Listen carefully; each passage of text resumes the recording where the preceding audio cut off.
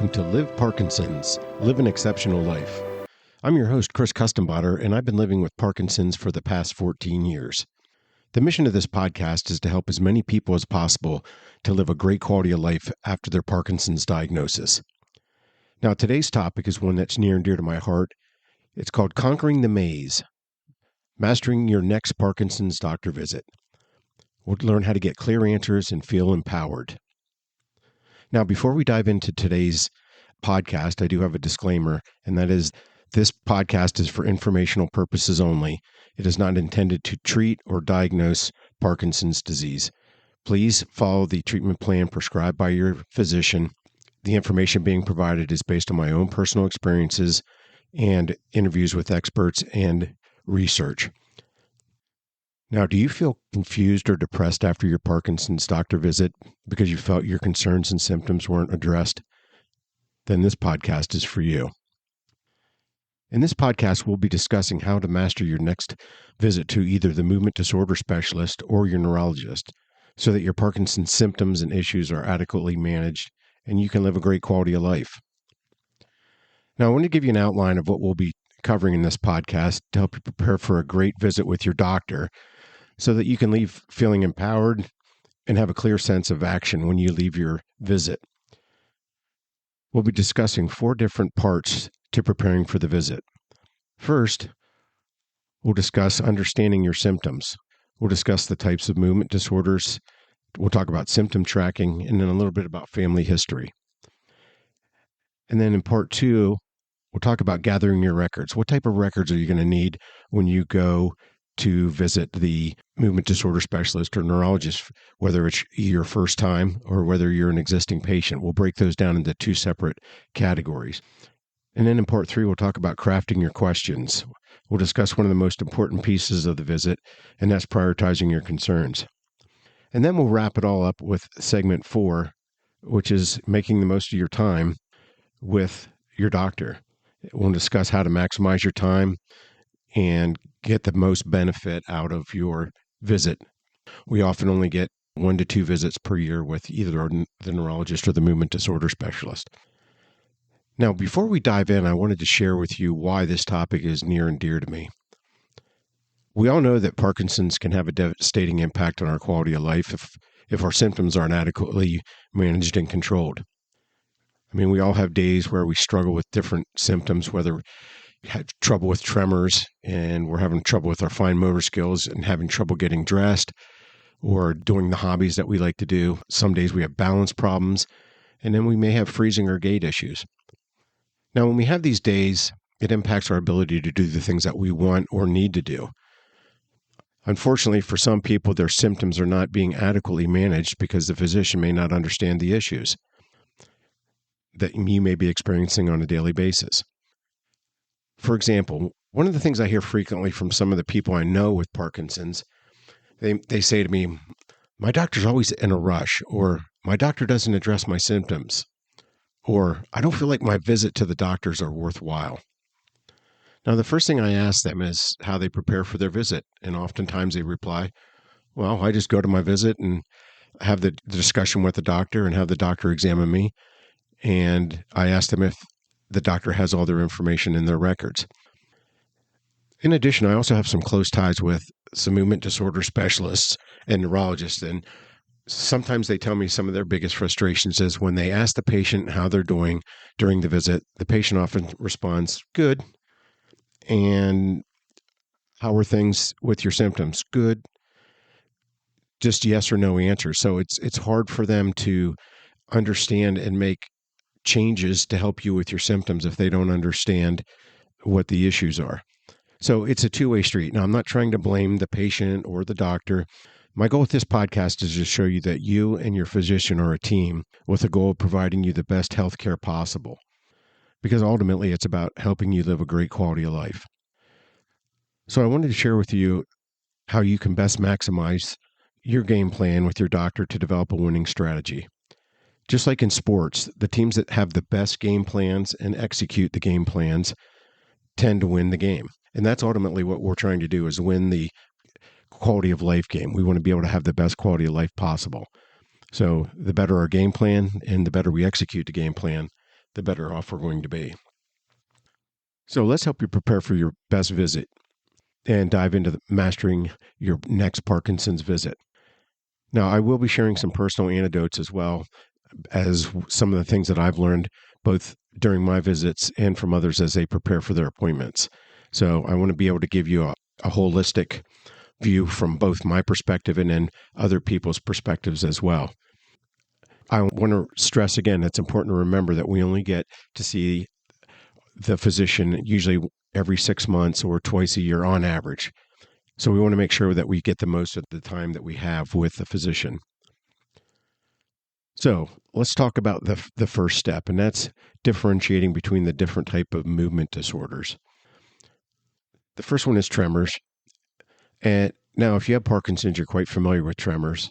But for people wanting to know more about Parkinson's to help maybe with friends or family members, essentially tremors are involuntary rhythmic shaking of one or more body parts. That could be your hand, could be your head. And a lot of times the tremors are, they call it pill rolling, where your thumb and your index finger are rolling. Now, some of the most important details to track and mention in regard to tremors when you go to your physician are the frequency. How often are they occurring? Number 2 would be severity. How severe are they? Are they mild, moderate, or severe? How much of an impact do they have on your daily life? Also, the affected body part. Is it just your hand? Do you have tremors in your leg? Is it your head? So it's important to track that as well. And then also triggers. And that could be emotional stress. You get stressed out and all of a sudden you start to have tremors. You drink too much caffeine. Maybe you had 3 cups of coffee and then you start to have some severe tremors. Or fatigue. You become tired and your body gets run down a little bit and you start to have more tremors. And then whether you have an action or resting tremor.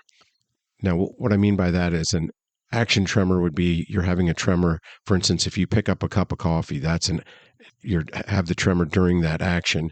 And a resting tremor would be your hand is just sitting on your thigh or on your lap and you're having a tremor. So it's important to track those and discuss those with your physician.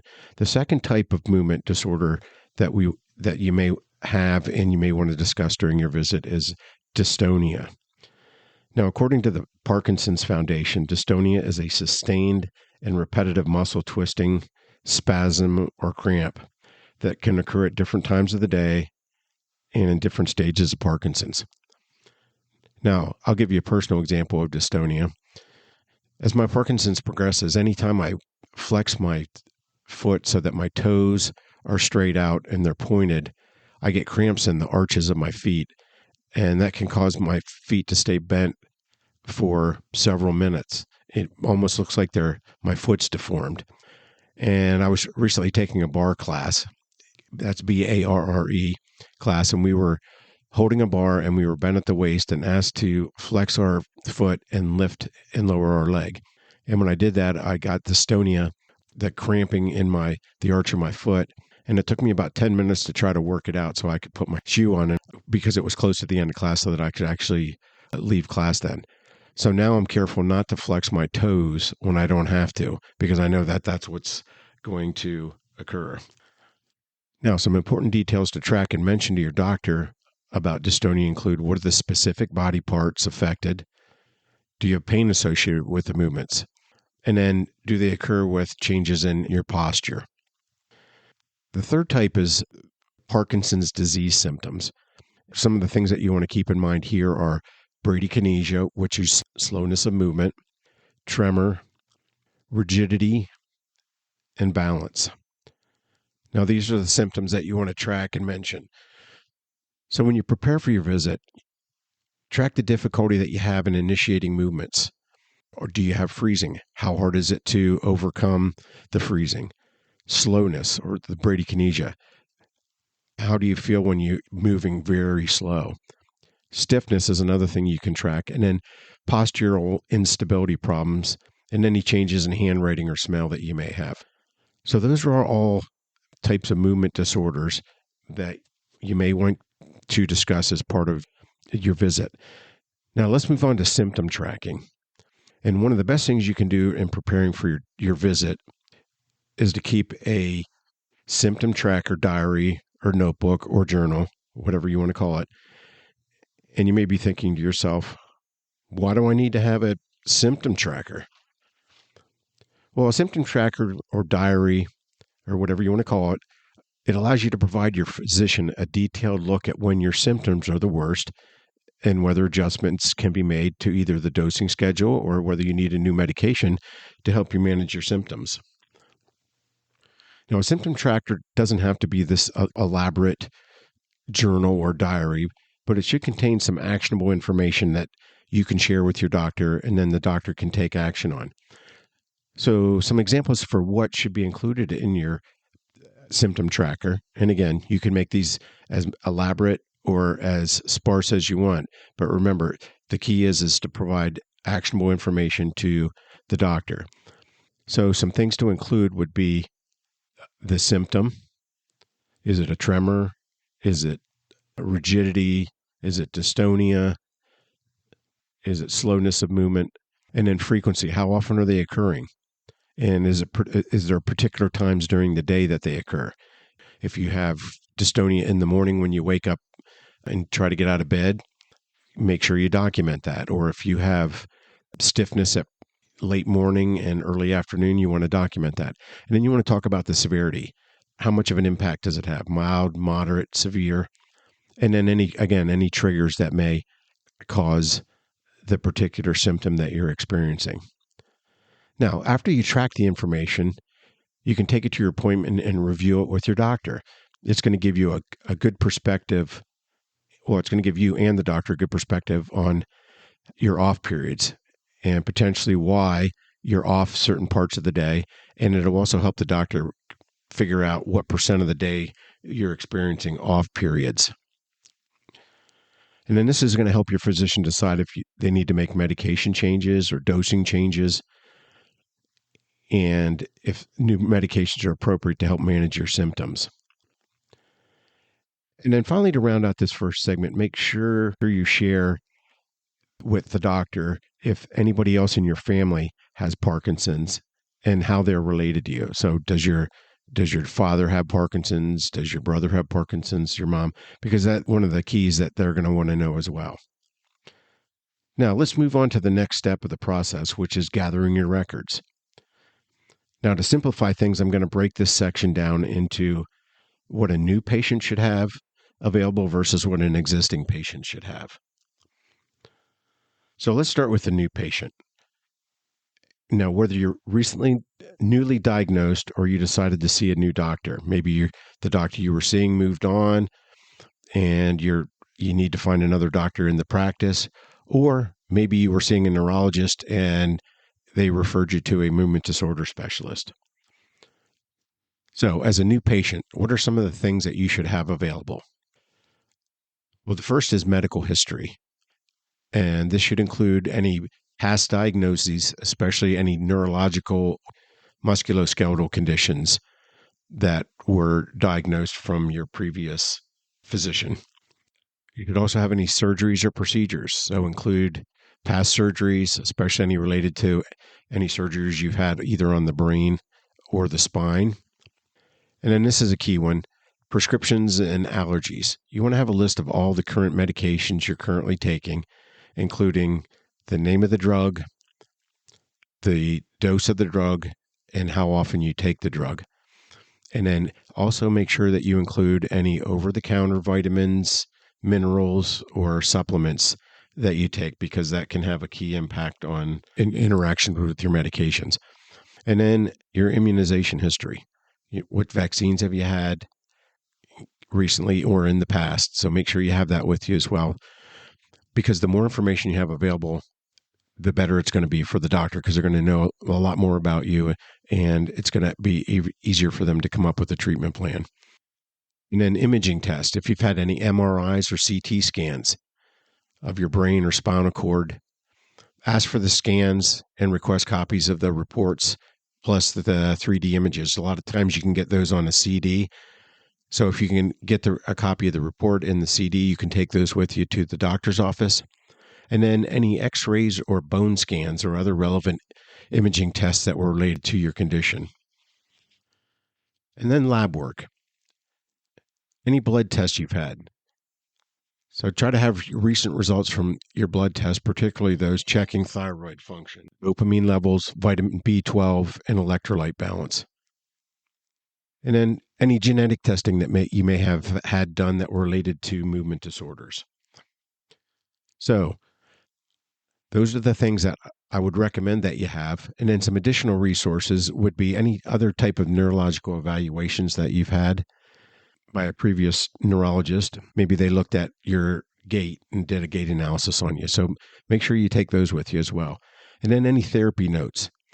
If you're receiving physical therapy or occupational therapy or speech therapy or any other type of specialized therapy, collect relevant notes and the treatment plans and share those with the doctor as well. And then any journal entries you have, make sure you bring a summary of your symptom logs and any journals that you may have kept on how the symptoms are affecting your daily life. And then I wanted to provide some additional tips that can help smooth the transition from going to a new doctor or smooth the transition from going from one doctor to another. And that first one is to contact your previous healthcare provider to ensure that you get your records in a timely manner. A lot of times it'll take up to a week, maybe 2 weeks to get your medical records. So you don't want to wait till 2 days before your appointment with your doctor and then request the records because they may not be available. And then if possible, you organize your records chronologically and then label them so that makes it easier for you and the doctor to evaluate the information that's available in there. And then when possible, request digital copies of reports for easy access because then it can be downloaded in the system and they can review it before your appointment so they have a good picture of your previous examinations by other physicians. All right. Now, what should an existing patient bring? All right. You see the doctor on a regular basis. Everything that they have is already in the system that we just talked about. So what do you need to bring? Well, number one would be your prescription list and allergies, just to make sure that nothing's changed. I know they always ask me when I go to the movement disorder specialist, we go through the medication list and are you still taking this? Yes or no? And do I need refills, things like that? And any allergies that you may have to medications or any new allergies that you may have that weren't in the medical records. And then you also want to bring your system tracker or your journal. That's going to help the physician really hone in on how they can help you with your off periods when they're developing the treatment plan with you. And then the third thing is to bring copies of any tests that were conducted that weren't reported in your physician's electronic system. So I'll give you a personal example. I go to the University of Maryland to see my movement disorder specialist, but if he refers me to a physical therapist, which he has, and I live in York, Pennsylvania, so the records may not be in the system. So I want to make sure that if I see the physical therapist or if I see a nutritionist, and I've also seen a speech therapist as well, that I bring those records so that they can enter those into the electronic medical records because they're in two different systems. So it's important that you have those with you as well, because then that's going to give you, the doctor, more information about your overall health and well-being. Now, let's look at the final stage of preparing the process for mastering your visit to see your Parkinson's doctor, and that is crafting your questions. Now, the first step in the process of crafting your questions is prioritize your concerns. So what you want to do is identify the top 3 to 5 issues that are affecting your daily life that you would like the doctor to help you with and resolve. Now, they may not make them go away, but maybe they can help reduce the impact they have on your daily life. So typically you want to write down, are tremors or sleep a problem? Is freezing balance. What are the things that are affecting your daily quality of life that are keeping you from doing the things that you want to do? Because they're the issues that you want to get addressed, and the help from the doctor to be able to live a great quality of life. Now, I want to state the importance of writing down the top 3 to 5 issues. This way you can avoid relying on your memory and ensure that you cover everything during the visit that you want to discuss. Now, I mentioned this before. I have difficulty remembering a list of more than 2 to 3 items, and I can't tell you the number of times that I've had to return to the grocery store because I forgot something. And usually I make a list and go to the grocery store, and I left the list at home. So I have to go back to the grocery store and get it again. Or I'll say to myself, oh, it's only 3 items. I can remember that. And then I get up there and I remember the first 2, but I can't remember the third one. And the same thing is true with going to the doctors. If I have 3 to 5 issues that I want to cover, and I usually keep it to 3 to 4 at the most, just based on the amount of time that we have. So what are the 3 to 4 things that are really detrimental to my quality of life?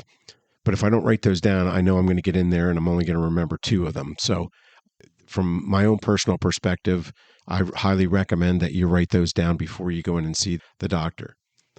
One of the things that my doctor says is that he really appreciates when I write them down, because then I come in with specific things to talk about.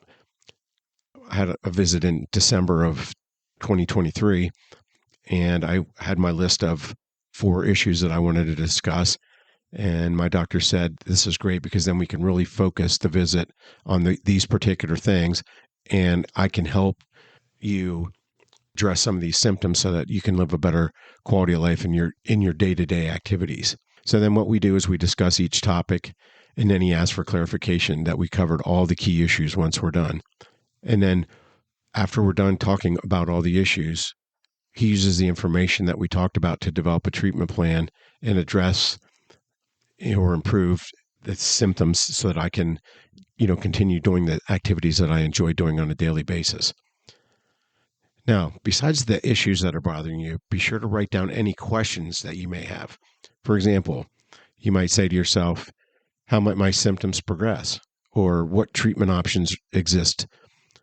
Or how often do I have to take a certain medication? Or I was reading in an article and it talked about a new drug on the market. Can you tell me more about that drug? So it's important to write down your questions as well and get those answered, because you want to feel good when you walk out of the office that you got your issues and your questions addressed. Okay, now we've done all the legwork. We've prepared for the visit and we're all ready to go. And so then the final step then is to make the most of your time and make the most of your visit. So how do we do that? Well, a couple key things to consider. The first is the logistics part.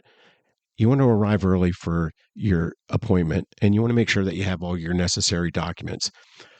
I know the University of Maryland sends me a Parkinson's questionnaire that I fill out each time, and I complete that before I get in there, as well as I also do the e-visit check-in, so that when I get to the office, I'm already checked in, and it smooths the transition process. Another reason for getting there early is a lot of times you'll go through a pre-screening with a medical assistant, and they'll get your height and weight, blood pressure and temperature, and maybe give you a little memory test as well before you see the doctor. Now, once you get into your appointment, you want to be an active participant. Share your information clearly and ask questions openly. Remember, we all have anxiety when we go to the doctor, but you have to remember that they're there to help you. They want to give you the opportunity to live your best life. And so be an active participant and take advantage of that. And remember, you're in charge of your health, so take advantage of the time and opportunity to help yourself. Okay, the next one is key, and that is to bring a support person. Why do I want to have a support person with me? Well, first, it gives you 2 sets of ears to ensure that you're both hearing the same thing. And then in addition, your support person can take notes for you and even provide some moral support. Now, my wife Mary comes to all my visits after the doctor sees me and addresses all my questions. He always asks and talks to Mary and asks her if there's things that she has questions on or comments on. One of the things he asks is, are there things that you see that Chris doesn't see? And on a daily basis. So maybe, and then she'll give him some things that maybe that I'm doing that I don't notice that I'm doing, so that can help him develop a better treatment plan as well. Because there's a lot of times maybe whether it's something with memory or fatigue or daytime sleepiness or restless leg, whatever it happens to be, sometimes we don't necessarily notice it, but your support person can help give you the doctor a better insight and perspective into some of the things that go on in your daily life. And then he also gives her the opportunity to ask questions, especially being the caregiver. She'll often ask about medication options and dosing and side effects, and whether certain things like deep brain stimulation surgery are a good option or whether you should wait on that. So a lot of times she has several questions that she's written down to ask the doctor as well. And then as the caregiver coming to my appointments, the three of us then can work together as a team to decide on the next steps based on the options provided by the doctor. So after he listens to all my issues and does the exam, he's going to come up with a treatment plan. It could be everything looks good. Why don't we just keep everything status quo? It could be, well, you're having trouble sleeping. There's these type of medications that are available if you want to try them, or you don't, or we can send you to a sleep specialist. So a lot of times they'll give you options, and it's nice to have the caregiver there to help make the decision on what's best to help you live a good quality of life on a daily basis. And then after all, the other thing that's important is having your support person there. A lot of times it's your caregiver, and you're giving the caregiver the opportunity to help come up with a plan that's going to make not only the person with Parkinson's life better, but it's also going to help be less of a burden on the caregiver as well. And then once you decide on your treatment plan, now's the time before you leave the visit, is that you ensure clarity and what your next steps are. So what are the action plans? So if you're being put on a new medication, or they're changing your dose or the form of the medication you're taking, make sure you understand when and how often you need to take your new medication regimen. And then if you have tests that are required, where you need to go and when the tests need to be completed, and then anything that you might need in order to have the testing done. And then ensure that you understand the treatment plan and are comfortable being able to follow it. And then finally, if you need prescriptions, refills, or need the physician to call in a new prescription, make sure they do that at that time. As you wrap up your visit, make sure that you get any of your final questions answered, and then come to a consensus with your physician on when your next visit should be scheduled. Then, at the conclusion of your appointment, you should be given a clinical summary of your visit. Now, at a minimum, it should include some of the following information. It should give some basic information about you and your contact information, the date and location of the visit, what office were you seen at, if it happens to be a multi-practice office, which location did you visit, the provider's name and contact information. Maybe you go to a group practice and you see multiple doctors, so it's important to know who was the person examining you that day. And then the reason for your visit. What were some of the primary concerns that you brought in during your visit? And then medical history. It should include the current problems list, and it should give a summary of the existing conditions and medical issues that were discussed. Allergies and immunizations, a list of any known allergies and current immunizations that you have, and then your medication list. It should list all the medications and dosages, and including the new ones that you are on or going to be on. And then it should also include visit details. It should talk about physical examination findings. So what did the doctor find from doing the physical exam that was relevant during the visit. And any diagnostic test. It should mention any tests that the doctor ordered or performed during the visit. And some of these may include lab work, imaging, like a CT scan or an MRI would be examples of imaging. And then it should also include the treatment plan.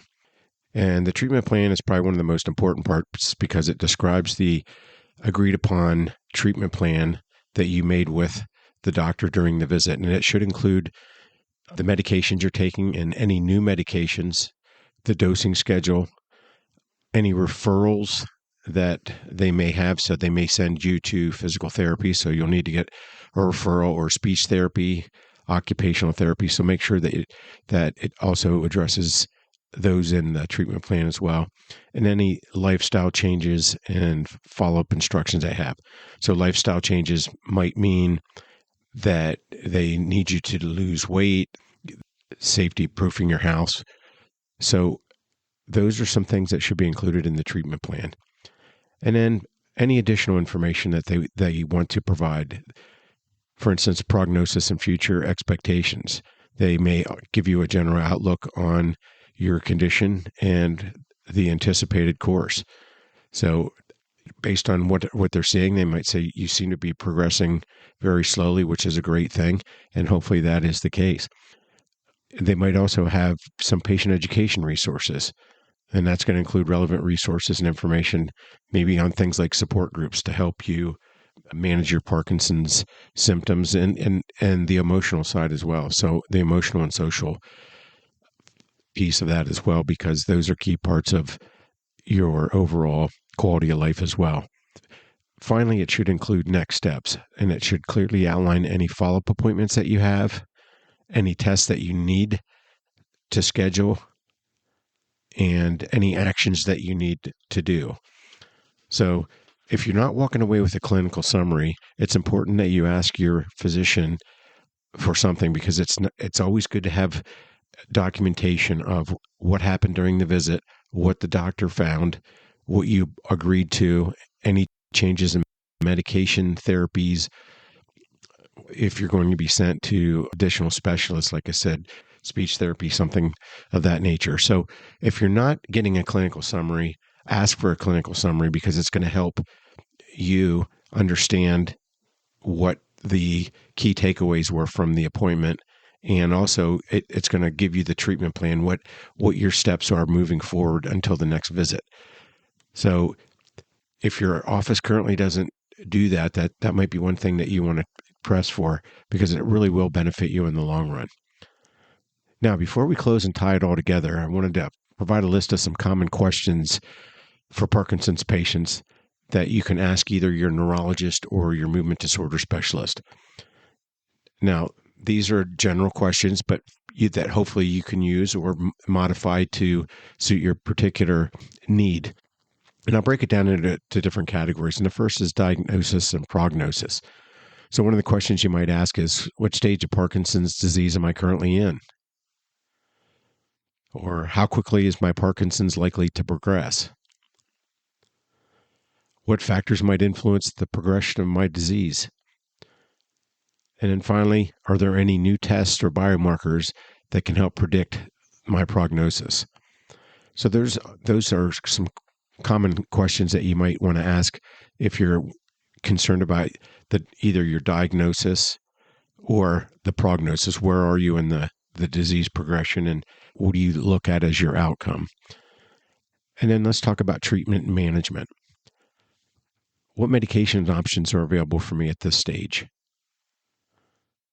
Another is, what are the potential side effects of each medication that you're going to be taking? Can I combine medications effectively? I know I take multiple medications to manage my Parkinson's, and so that's one of the benefits of going to a movement disorder specialist.